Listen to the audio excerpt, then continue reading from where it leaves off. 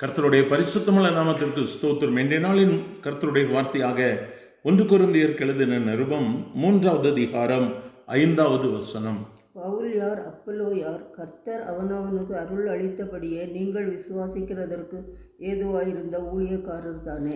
எனக்கு அருமையானவர்களே, பவுலும் சரி அப்பல்லோவும் சரி, வேதத்தில் சொல்லப்பட்டிருக்கிற எல்லாருமே கர்த்தருடைய ஊழியக்காரர்கள், கர்த்தரால் தெரிந்து கொள்ளப்பட்டவர்கள். இந்த வார்த்தைகளை உங்களுக்காக சொல்லிக் கொண்டிருக்கிற நானும் ஆண்டவரால் தெரிந்து கொள்ளப்பட்ட ஒரு ஏழ்மையும் சிறியவனுமானவன். எனக்கு அருமையானவர்களே, ஊழியர்கள் கர்த்தரால் தெரிந்து கொள்ளப்பட்டவர்கள். ஸோ ஊழியர்கள் நமக்காக ஜெபிக்கிறாங்க. கர்த்தர் ஜெபத்தை கேட்கிறார். உங்களுடைய கண்ணீரின் ஜெபத்தை கேட்டு அவர் பதில் கொடுக்கிறார். ஏனென்று சொன்னால் வேதம் சொல்லுகிறது, நடுகிறவனாலும் இல்லை, நீர் பாய்ச்சுகிறவனாலும் ஒன்றும் இல்லை, விளைய செய்கிற தேவனாலே ஆகும். எனக்கு அருமையான தேவ பிள்ளை, என்ற நாளிலே உன்னுடைய ஜெபம் என்ன? உன்னுடைய கண்ணீர் என்ன? ஒருவேளை நீ ஊழியர்களுக்கு பின்பதாக ஓடிக்கொண்டிருக்கிறாயோ? ஊழியம் செய்கிறவர்கள் மனிதர்கள், அவர்கள் தெய்வ புத்திரர்கள் அல்ல, தேவனால் தெரிந்து கொள்ளப்பட்டவர்கள், தேவனுக்காக உழைக்கிறவர்கள். அவ்வளவுதான். நம்ம ஊழியர்களுக்கு பின்னால் ஓடிட்டே இருக்கக்கூடாது. ஆண்டவர் உனக்கு எல்லா கிருபைகளையும் கொடுத்திருக்கிறார், எல்லா வல்லமையும் கொடுத்திருக்கிறார். வேதம் சொல்லுகிறது, நீ பூமியில் எவைகளை கட்டுவாயோ அவைகள் கட்டப்பட்டிருக்கும்னு சொல்றார்.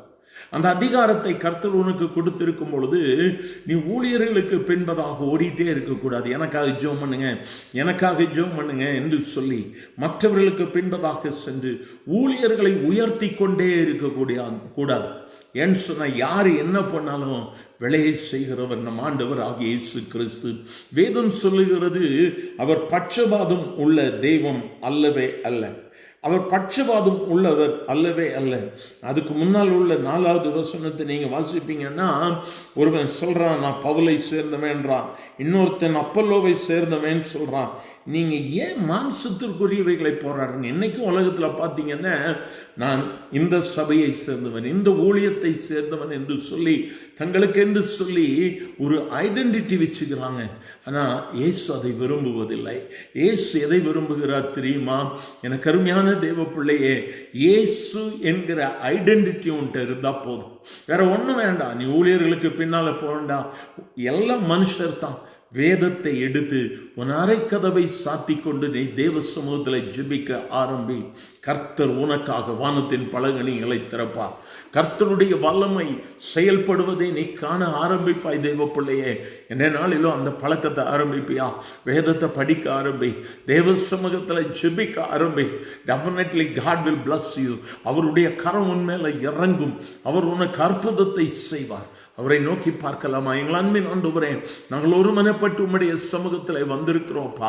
யார் நட்டாலும் யார் நீர் பாய்ச்சினாலும் விளைய செய்கிறவர் என் தேவனாகிய கர்த்தர். மனிதனை சார்ந்து நில்லாதபடிக்கு, மனிதனை என்னுடைய கரத்தை பிடித்து கொண்டு நில்லாதபடிக்கு என் இயேசுவின் கரத்தை பிடிக்க கேட்கிற ஒவ்வொருவருக்கும் பலன் கொடுங்கப்பா. இயேசு எனக்கு பதில் கொடுப்பார், நான் ஜெபம் அவரை கூட பேசுவார் என்கிற அந்த நம்பிக்கையை கேட்கிற ஒவ்வொருவருக்கும் கூட ஆசீர்வதியும். இயேசுவின் நாமத்தில் பிதாவே, ஆமென், ஆமென்.